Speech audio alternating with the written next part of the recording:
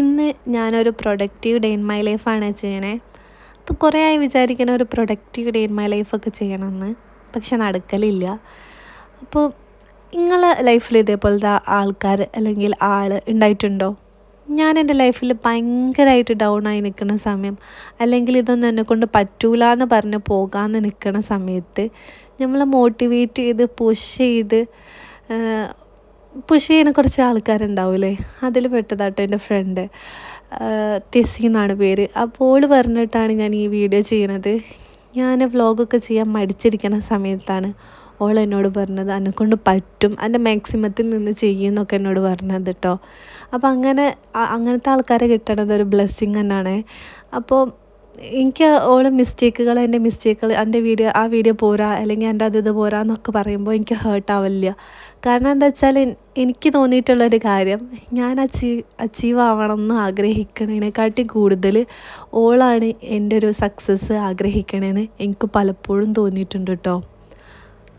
അപ്പോൾ ഫസ്റ്റ് തന്നെ നന്നായിട്ട് വെള്ളം കുടിക്കുക. പ്രൊഡക്റ്റീവ് ആവണതിൻ്റെ ഫസ്റ്റ് സ്റ്റെപ്പ് തന്നെ നന്നായിട്ട് വെള്ളം കുടിക്കുക എന്നാട്ടോ. നമ്മളെ ശരീരം എപ്പോഴും ഹൈഡ്രേറ്റ് ആയിട്ട് നിൽക്കുന്നത് ഏറ്റവും നല്ലതാണ്. വെള്ളം കുടിക്കാത്തതുകൊണ്ട് കുറേ ഹെൽത്ത് ഇഷ്യൂസൊക്കെ ഒരുപാട് എനിക്കും വന്നിട്ടുണ്ട്, കുറേ ആൾക്കാർക്ക് വന്നിട്ടുണ്ട്. അതുകൊണ്ട് നന്നായിട്ട് വെള്ളം കുടിച്ച് നമുക്ക് സ്റ്റാർട്ട് ചെയ്യാം.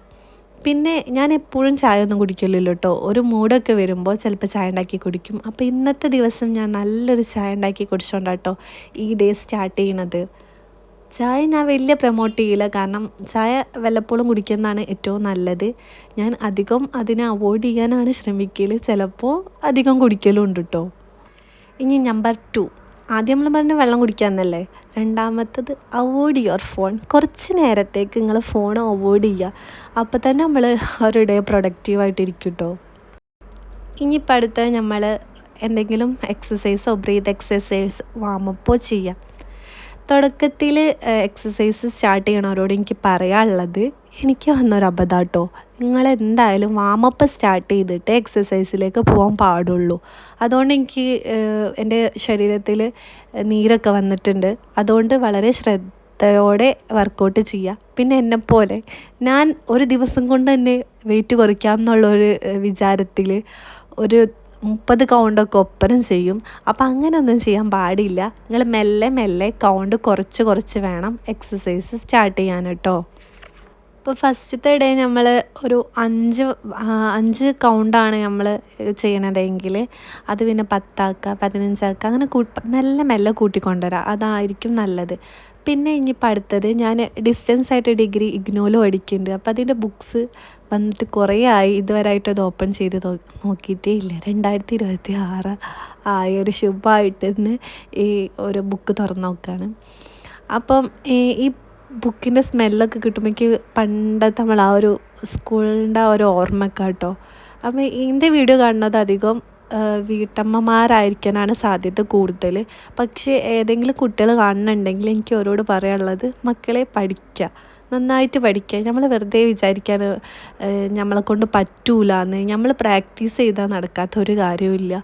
അറ്റ്ലീസ്റ്റ് ബേസിക് ആയിട്ടുള്ള കാര്യങ്ങളെങ്കിലും പഠിച്ച് ഇരിക്കാം. അനുഭവം ഗുരു കൊണ്ട് പറയാം കേട്ടോ.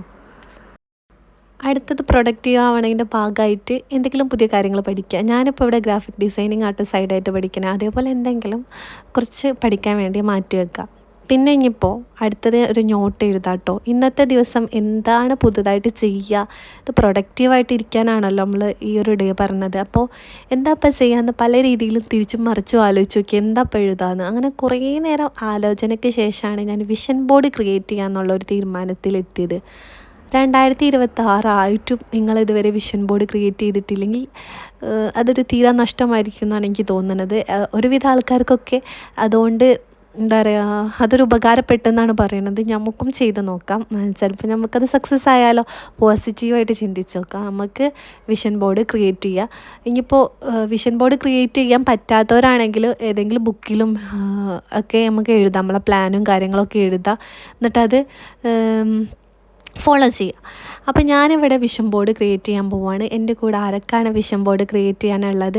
അപ്പോൾ വിഷൻ ബോർഡ് ക്രിയേറ്റ് ചെയ്യാനായിട്ട് ഫസ്റ്റ് തന്നെ നമുക്ക് ക്യാൻവ ആപ്പ് ഓപ്പൺ ചെയ്യും കേട്ടോ. ക്യാൻവ ആപ്പ് ഓപ്പൺ ചെയ്യുന്നതിന് മുന്നായിട്ട് നിങ്ങളെ എന്തൊക്കെയാണ് നിങ്ങളെ ഗോൾസ് എന്ന് ആദ്യം നോട്ട് ചെയ്ത് വെക്കുക. ഞാനിപ്പോൾ ഇവിടെ പ്ലേ ബട്ടൺ കിട്ടണം, പിന്നെ എനിക്ക് കുറേ എന്താ പറയുക ജ്വല്ലറീസ് വാങ്ങണം, അല്ലെങ്കിൽ കുറേ എന്താ പറയുക ട്രാവൽ ചെയ്യണം, അങ്ങനെ കുറേ കാര്യങ്ങൾ ആഗ്രഹമുണ്ട്. പിന്നെ എന്താ പറയുക ഇൻഡിപെൻഡൻ്റ് ആവണം, അങ്ങനത്തെ കുറച്ച് കാര്യങ്ങളൊക്കെ, ഗുഡ് ഹെൽത്ത്.